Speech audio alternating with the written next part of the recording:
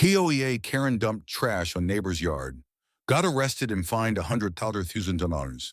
The air reeked of rot, a sour stench wafting from the mountain of garbage strewn across the Thompson family's backyard. It wasn't just trash, it was an insult. A middle finger sculpted from coffee grounds, soiled diapers, and shattered glass. By morning, the neighborhood would know Karen had struck again. Lila Thompson stood at her kitchen window, her coffee mug trembling in her hands as she stared at the wreckage. She'd lived in Willow Creek for a decade, raising her two kids in a modest home with a backyard they'd turned into a sanctuary flower beds, bursting with marigolds, a swing set that creaked with laughter. Now it was a landfill. Bags of trash, ripped open and spilling their guts, covered the grass. A broken chair leg jutted out like a bone from a wound. Lila's chest tightened. This wasn't random. This was personal. Karen Whitaker lived next door, a woman whose name alone could hush a room. She wasn't just a neighbor, she was a storm. At 52, Karen had a knack for making enemies. Her voice sharp enough to cut glass. Her complaints relentless. She'd called the city on the Thompsons' dog for barking, reported their mailbox for being too shiny, and once demanded they trim their oak tree because its shadow invaded her yard. Lila had tried to keep the peace, biting her tongue, offering homemade cookies, even inviting Karen to a barbecue. But Karen didn't want peace. She wanted control. The trouble started 6 months ago when Lila's husband, Marcus, built a new fence. It was sturdy, cedar, and perfectly within their property line. Lila had triple-checked the survey. Karen, though, claimed it blocked her view of the sunrise. "You're stealing my light," she'd shrieked, her face red as she stood on her porch, waving a tape measure like a weapon. The city inspector came, measured, and confirmed the fence was legal. Karen's response, a petition to the HOA, which failed when no one signed. From then on, she'd been a ticking bomb, her glares venomous, her muttered threats audible through open windows. Lila set her mug down, her hands clenching into fists. She stepped outside, the morning dew soaking her slippers as she surveyed the damage. The trash wasn't just scattered, it was deliberate. A rotting fish head stared up from the swing set. A pile of soggy newspapers smothered her marigolds. And there, scrawled in black marker on a torn pizza box, were the words, "Enjoy your view now." Lila's blood boiled. She grabbed her phone and dialed Marcus, who was away on a work trip. "It's Karen," she said, voice shaking.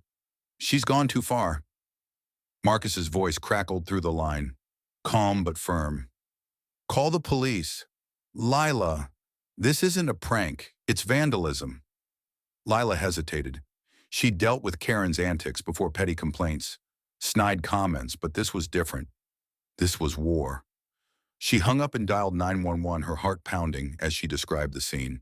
The dispatcher promised an officer within the hour. Lila sat on her porch, staring at the mess, her anger simmering into resolve. Karen wasn't getting away with this. By noon, the neighborhood was buzzing. Neighbors gathered at the edge of Lila's yard, whispering, pointing. Mrs. Patel from across the street brought over a thermos of tea, her eyes wide. "She's unhinged." "Mrs." Patel said, shaking her head. "Last week, she yelled at my grandson for riding his bike too close to her driveway." Mr. Nguyen, the retired veteran next door, nodded grimly. "She tried to get my flagpole removed, said it was too patriotic." The stories poured out, each one a thread in Karen's tapestry of chaos. Lila listened, her resolve hardening. This wasn't just about her anymore. Then came the twist no one saw coming. As Lila spoke with the neighbors, a rusty pickup truck rattled into view. Parking in front of Karen's house, out stepped a wiry man in his 30s, his flannel shirt stained with grease, a cigarette dangling from his lips. He carried a toolbox and a scowl, heading straight for Karen's front door. Lila frowned. "Who's that?" she asked. "Mrs." Patel leaned in, voice low. "That's Eddie, her nephew. He's been staying with her. Word is, he's got a record petty theft. Vandalism. Karen's been bragging about how he handles things for her. Lila's stomach churned. Had Karen enlisted Eddie to dump the trash? The thought made her skin crawl. She watched as Eddie knocked on Karen's door, his movements jittery, almost nervous. Karen appeared, her voice carrying across the yard as she berated him. "You idiot, I told you to be discreet." Eddie shrugged, muttering something Lila couldn't hear. The neighbors exchanged glances. This was bigger than a pile of garbage, it was a conspiracy. The police arrived shortly after, a single cruiser pulling up with Officer Ramirez at the wheel. He was a local, known for his no-nonsense approach. Lila walked him through the scene, pointing out the pizza box with Karen's taunting message.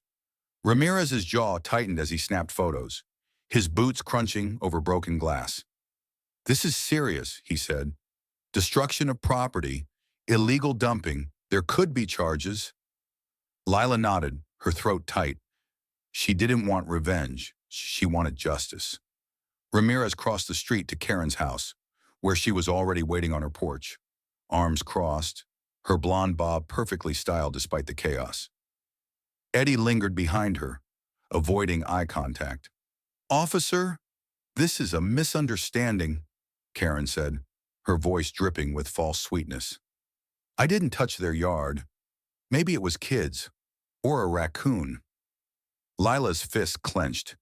A raccoon. The lie was insulting. Ramirez didn't buy it. "Ma'am, we have a written message implicating you." Care to explain? Karen's smile faltered, but she doubled down. "That's not my handwriting. Anyone could have written it." She gestured at Eddie. "Tell him. Eddie, you were with me all night." Eddie nodded, but his eyes darted to the ground, his fingers twitching. Lila saw it, the crack in their story. Eddie wasn't just nervous. He was guilty.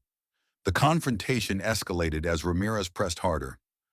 "We've got neighbors reporting a truck matching your nephew's parked near the Thompsons at 2 a.m., he said, his voice steady but sharp.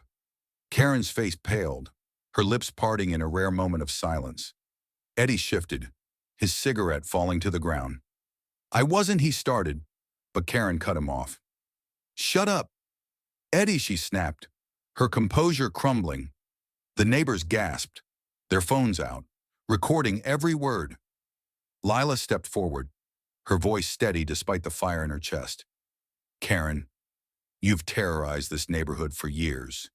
You've bullied us, lied, and now this." She gestured at the trashed yard, her voice rising. "You destroyed my kid's safe space, my home."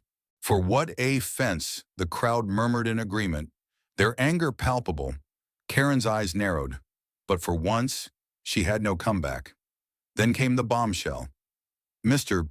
Nguyen, who'd been quiet until now, stepped forward, holding up his phone. "I've got security footage," he said, his voice gravelly but firm.